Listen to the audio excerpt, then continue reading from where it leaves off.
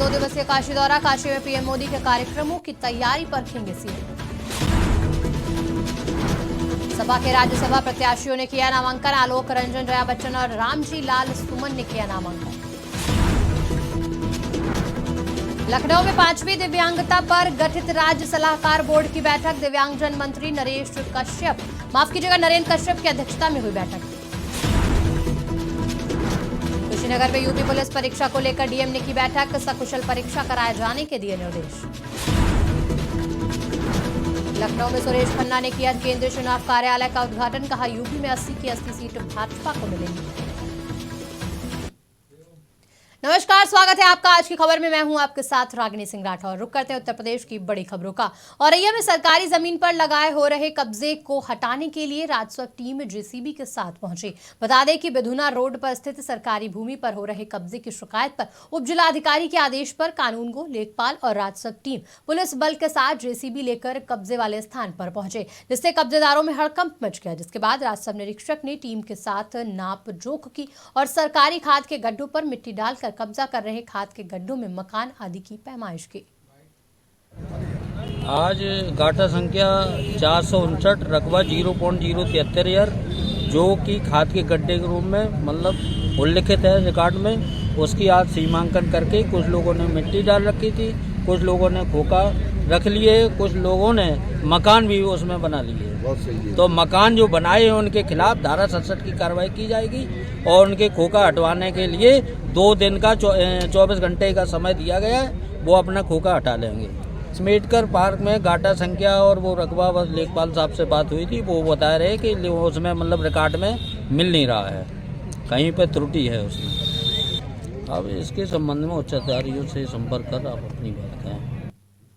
बिजनौर के दीपा थाना क्षेत्र में संदिग्ध परिस्थितियों में एक युवक का शव बरामद हुआ, जिससे इलाके में हड़कंप मच गया। घटना की सूचना मिलते ही पुलिस ने घटनास्थल का निरीक्षण किया। बता दें कि युवक गांव के ही एक गन्ना कोल्हू पर काम करता था। वहीं कोल्हू मालिक के घर में शादी होने के चलते गन्ना कोल्हू पिछले 3 दिनों से बंद था, जहां लेबर कोल्हू में बने कमरे में ताला लगाकर सोते हैं। बताया जा रहा है कि कोल्हू के पास की बनी एक झोपड़ी में युवक का शव बरामद हुआ है। मेरा नाम विकास है, मैं यहीं का झोपड़े में रहता हूँ। तो मामला ये है कि हमारे एक मामा है नवीन कुमार सनोप रंजीत सिंह। अब ये सुबह शाम घर से आए हैं और सुबह जहाँ ये काम करते थे वहाँ मंडिया है टाइप की, तो वहाँ पे लटके हुए मिले हैं फांसी पर। ये यहीं पर गांव के पास में ये कोल्हू है, वहाँ पे काम करते हैं। हाँ, पुलिस को हमने तो नहीं, लेकिन किसी और ने बता दिया होगा। हाँ, कार्रवाई के लिए तो कह रहे हैं, लेकिन ये पता नहीं जाना अभी तक कार्रवाई चल रही है जाना नहीं चल रही है। ये बोल रहे हैं कि कार्रवाई चल रही है, लेकिन हमें तो कुछ लग नहीं रहा है कि हाँ कार्रवाई चल रही है या नहीं।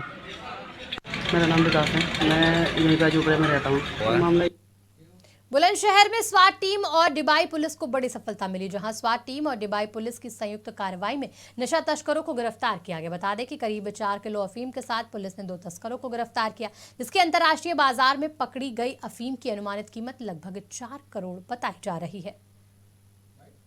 अपराध और अपराधियों पर अंकुश लगाए जाने के उद्देश्य से वरिष्ठ पुलिस अधीक्षक बुलंदशहर महोदय के मार्गदर्शन में और पुलिस अधीक्षक देहात महोदय के पर्यवेक्षण में आज राजघाट रोड पर देहात की स्वाट टीम जिसका नेतृत्व संजय वर्मा कर रहे थे, उसने 2 शातिर नशे का कारोबार करने वाले अपराधियों को गिरफ्तार किया है।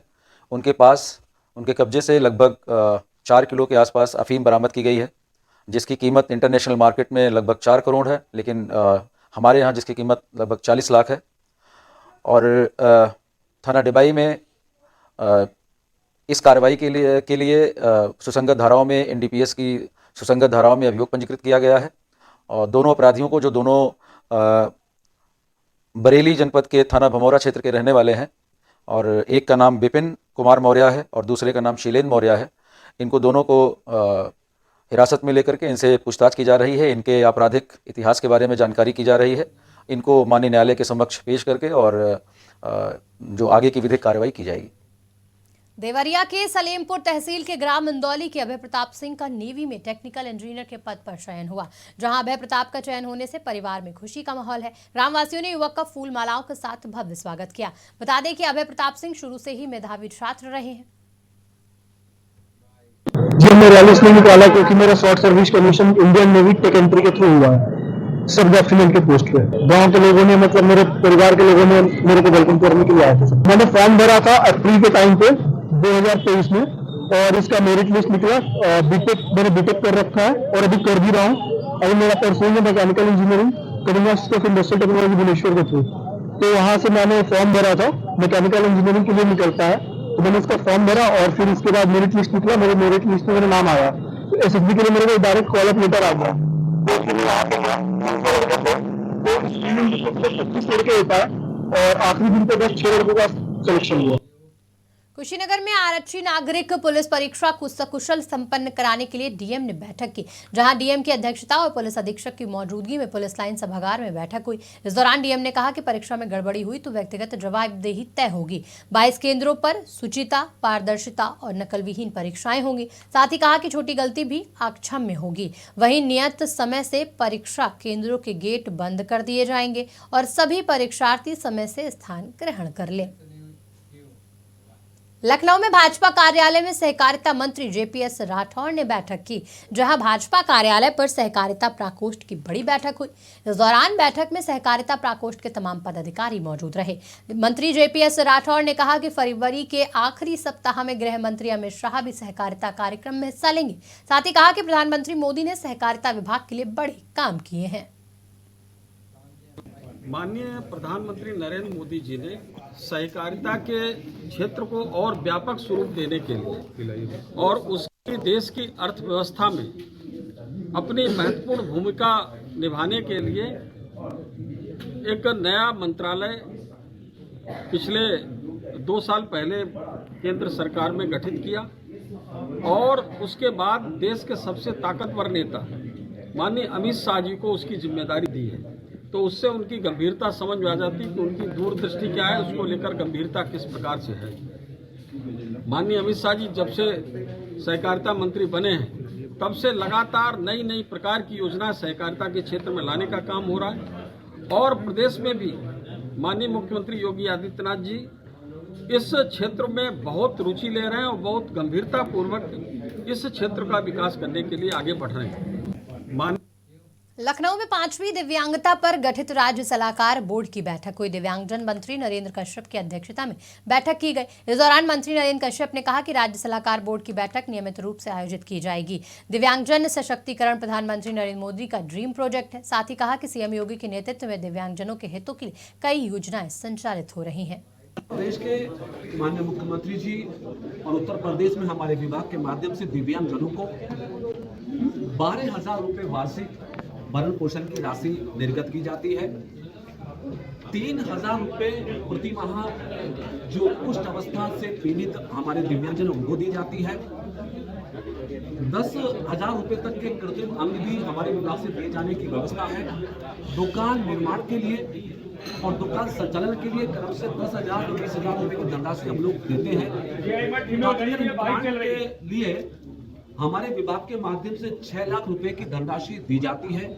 यानी मुख्यमंत्री जी के निर्देश पर जो जो सुविधाएं दी जानी अनुमन्य है, खासतौर से शिक्षा के क्षेत्र में, लेके बचपन डे केयर सेंटर से यानी 3 साल से 7 साल के बच्चों से लेकर हायर एजुकेशन तक दिव्यांगजनों को हमारे विभाग के माध्यम से।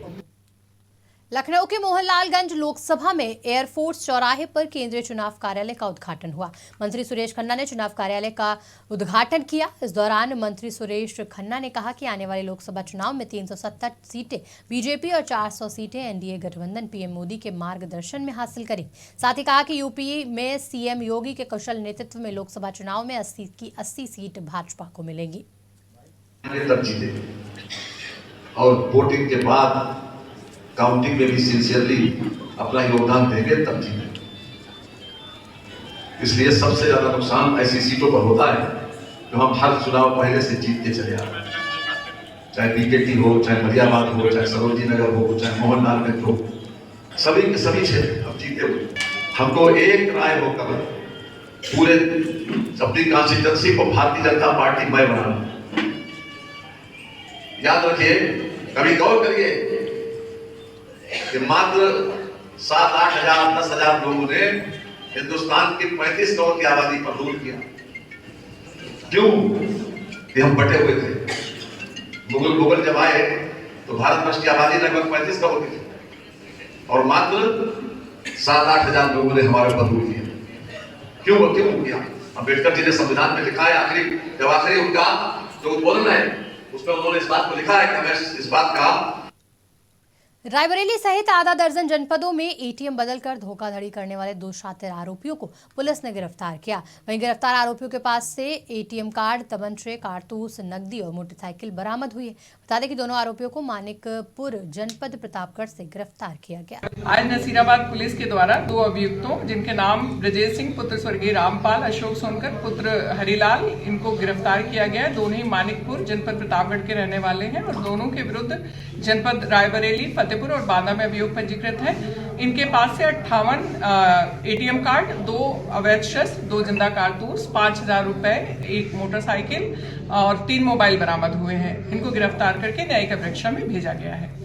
आज नसीराबाद यूपी के सीतापुर में स्वाट टीम और बिस्वा पुलिस अलग अलग थाना क्षेत्र में चोरी की घटनाओं का खुलासा करते हुए चोरों का गिरोह 4 सदस्यों को गिरफ्तार किया गया है। वहीं गिरफ्तार चोरों के पास से लाखों के जेवरात, नकदी, बाइक, तमंचा, कारतूस बरामद हुए हैं। बता दें कि जिले में लगातार हो रही चोरी की घटनाओं को संज्ञान में लेते हुए पुलिस अधीक्षक ने मामले को गंभीरता लेते हुए पुलिस टीम गठित की थी और अपराधियों को गिरफ्तार करने में सफलता हासिल की। टीम के द्वारा एक गिरोह को अभी पकड़ा गया है। इस गिरोह के 4 सदस्य हैं जिनका नाम पंकज, राजकुमार, एक चौकीदार जिसका नाम चेतराम है और एक महिला जिसका नाम उमा है। इन 4 लोगों को गिरफ्तार किया गया है। पिछले कुछ दिनों से कतिपय मीडिया संस्थानों के द्वारा ये प्रकाशित किया गया था कि कुछ जगहों पर डकैती की घटना कारित की गई है। पुलिस के द्वारा उस समय भी ये बताया गया कि ये घटनाएं संदिग्ध हैं। आज इस जो ग्रुप है इसको आज पकड़ा गया है। ये गिरोह है जिनके द्वारा जो वहां पर गांव में भूले वाले लोगों को हनी ट्रैप करते हुए और उनके घर पर चोरी की घटनाओं को कारित किया गया है। इसमें इस ग्रुप में आप देखेंगे तो पंकज और राजकुमार, इन दोनों का पूर्व का चोरी का आपराधिक इतिहास है। इन दोनों के द्वारा ये गिरोह बनाया गया है। इनके द्वारा इस महिला की जो इनके संपर्क में पहले से है, इस महिला के साथ में इस गाँव के जो चौकीदार चेतराम हैं, ये एक स्कूल में चौकीदार थे। इनको पहले हनी ट्रैप किया गया। इनके साथ में इस महिला का होना पाया गया। उसके पश्चात चौकीदार के द्वारा स्वयं ही अपने स्कूल का गेट खोला गया और वहां पर जो चोरी की घटना है उसको कारित किया गया। जो चोरी गया सामान है उसमें 1 अदद बैटरा, 1 सफ़ेद धातु की बिछिया, 4 अन्य सफ़ेद धातु के गहने जो अभी देखे जाने हैं कि वो असली हैं या नकली हैं। इसके साथ में 4,350 रुपये चोरी गए थे, वो अभी इसके साथ में बरामद किए गए हैं। फिलहाल बुलेटिन में इतना ही। देश की तमाम खबरों के लिए देखते रहिए आज की खबर।